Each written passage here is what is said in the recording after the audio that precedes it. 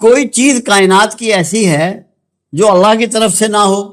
جب ہر چیز اللہ کی طرف سے ہے تو ساری کائنات اس سے وابستہ ہے، اس سے منسلک ہے اور اس کا تعلق موجود ہے۔ عاجزی وہ چیز ہے،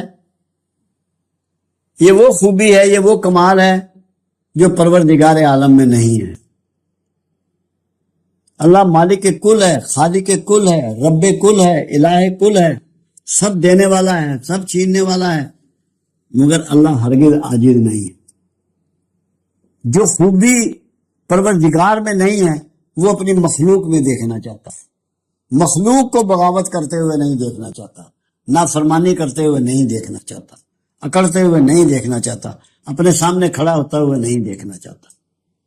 عاجزی اللہ کی پسندیدہ ترین چیز ہے۔ میں لوگوں کو جب لوگ صوفیزم کی بات کرتے ہیں تو دو باتیں سمجھاتا ہوں کہ اگر اللہ کا محبوب بننا چاہتے ہو تو عاجزی اختیار کرو، کیونکہ اللہ کو عاجزی بہت پسند ہے، بڑا لو کرتا ہے۔ عاجزی کیا ہے؟ جب آپ میں کبر کی کوئی رمز نہ رہی تو آپ عاجز بندے ہیں،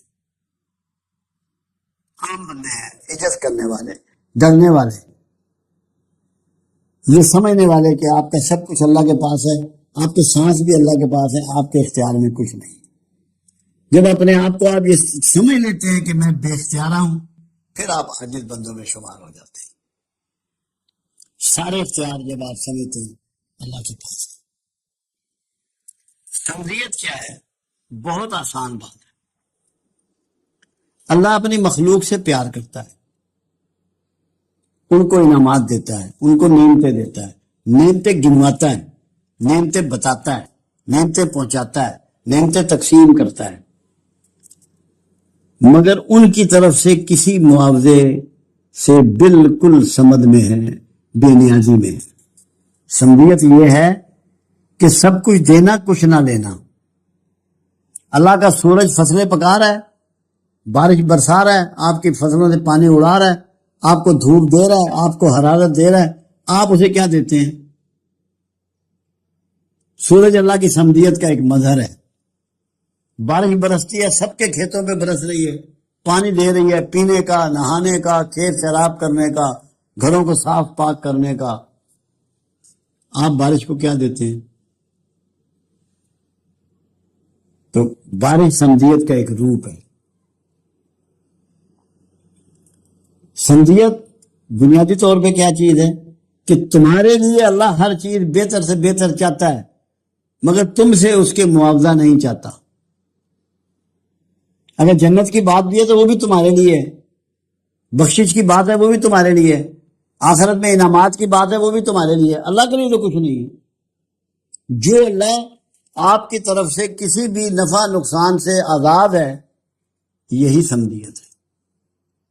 آپ اللہ کا نہ بگاڑ سکتے ہیں، نہ سنوار سکتے ہیں، نہ اسے بڑا کر سکتے ہیں، نہ اسے چھوٹا کر سکتے ہیں، نہ اسے امیر کر سکتے ہیں، نہ اسے غریب کر سکتے ہیں۔ وہ جو ہے، جس طرح کا ہے، جیسا ہے، بھرپور ہے، مکمل ہے، اور آپ کی طرف سے کسی معاوضے سے بے نیاز ہے۔ تو سمدیت یہ ہے کہ سب کچھ دینا، کچھ نہ لینا۔ جب یہ کوالٹی کسی مرد خدا میں پیدا ہو جاتی ہے، وہ اللہ کے قریب ترین ہو جاتا ہے۔ یہ وہ صفت ہے جو مخلوق کے لیے اپنانا تقریباً ناممکن کے قریب ہے۔ ہمیں تو حاجات ہیں، سونے کی، پیشاب کرنے کی، پخانہ پھرنے کی، کھانا کھانے کی، غصے کی، نفرت کی، محبت کی، چاہت کی۔ ہماری تو بہت سی حاجات ہیں، ہم تو اولاد کی محبت میں مجبور ہیں۔ تو جو حاجات میں پھنسا ہوا ہے وہ سمجھ نہیں ہو سکتا، جو اس کی کوشش کرتا ہے وہ اللہ کے قریب ہو جاتا ہے، کیونکہ یہ اللہ کی وہ صفت ہے جو کسی مخلوق میں نہیں ہوتی۔ تو جو مخلوق اس صفت کو اپنے اندر پیدا کرنے کی کوشش کرتی ہے کہ دو کو دیتا ہے، لیتا نہیں، کچھ بھی نہیں لیتا، صرف دینے پہ کمر باندھ لی ہے، وہ سمدیت کی پریکٹس کے نزدیک ہو جاتا ہے۔ اب تیسری بات آپ نے کی ہے توحید۔ دو چیزیں ہوتی ہیں، ایک پرسنالٹی ہوتی ہے، ایک اتھارٹی ہوتی ہے۔ دونوں میں جب اللہ تنہا ہوتا ہے تو تب توحید مکمل ہوتی ہے۔ پرسنالٹی میں کوئی بیٹا نہیں اللہ کا، کوئی باپ نہیں اللہ کا، کوئی بہن نہیں اللہ کی، کوئی بیوی نہیں اللہ کی، کوئی اولاد نہیں اللہ کی. یہ پرسنالٹی ہے. اس کے نسب میں کوئی نہیں ہے، وہ اکیلا ہے. نہ اس کو کسی نے پیدا کیا اور نہ اس نے کسی کو اس طرح پیدا کیا نسب سے، جیسے ماں باپ کے بچے پیدا ہوتے ہیں. یہ توحید کا ایک پہلو ہے. دوسرا توحید کا پہلو ہے یہ، اس میں لوگوں نے جیسے عیسیٰ علیہ السلام کو لوگوں نے اللہ کا بیٹا کہہ دیا، توحید سے نکل گئے. دوسری توحید ہوتی ہے اتھارٹی. رب وہی ہے اور کوئی رب نہیں ہے. رب کہتے ہیں دینے والے کو، چھیننے والے کو، پالنے والے کو، پہنچانے والے کو.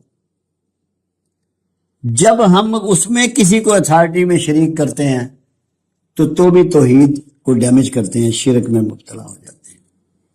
اس میں لوگ ہمارے ہاں بے شمار ایسے ہیں جنہوں نے بت تراش لیے کہ یہ بارش کرنے والا بت ہے، یہ اولاد دینے والا بت ہے، یہ کھیتوں میں فصل دینے والا بت ہے. تو وہ توحید ختم ہو گئی. سب اتھارٹی اللہ کو ساتھ ماننا کہ اللہ ہی دینے والا ہے، اللہ ہی چھیننے والا ہے، وہی رب ہے. وہ آپ سے اس کا ایگریمنٹ بھی یہی ہے، الستو بربکم، تمہارا رب کون ہے؟ اس نے کہا قالوا بلا، تو ہے. سب نے ایگریمنٹ پہ سائن کر دیے، ساری روحوں نے. تو اس کو اتھارٹی ماننا اور کسی کو اتھارٹی تسلیم نہ کرنا، اس کی ذات میں کسی کو شریک نہ کرنا، یہ توحید کے دو بنیادی پہلو ہیں. اگر آپ اللہ کے علاوہ دوسروں سے مانگنا شروع کرتے ہیں، آپ بغیر ارادے کے شرک میں داخل ہوتے ہیں. بچ اس لیے جاتے ہیں کہ ارادہ نہیں ہوتا شرک کا آپ کا، ورنہ آپ مشرکوں میں اٹھیں. اللہ کے علاوہ کسی سے سوال کرنے کی حاجت، ضرورت نہیں ہے. توحید کا تقاضا ہے یہ. اس کو واحد، اکیلا حکمران، اکیلا مالک جانے. سورہ اخلاص اس کی اعلیٰ ترین مثال ہے. سورہ اخلاص کو پڑھیں. اس کو اخلاص کہا ہے اس لیے گیا کہ خالص توحید کا بیان ہے. اس کا اخلاص کا لفظ نہیں ہے سورہ میں، مگر کیونکہ خالص توحید کو ڈسکس کرنے والی سورہ ہے، اس لیے اس کو اخلاص کے نام سے موسوم کیا گیا. تو یہ توحید کو بھی آپ اچھی طرح سمجھ لیں. اتھارٹی اور پرسنالٹی دونوں میں کسی قسم کا شریک نہ پیدا کیا جائے، نہ بنایا جائے، نہ توقع رکھی جائے. اللہ افکار میرا حامی و ناصر.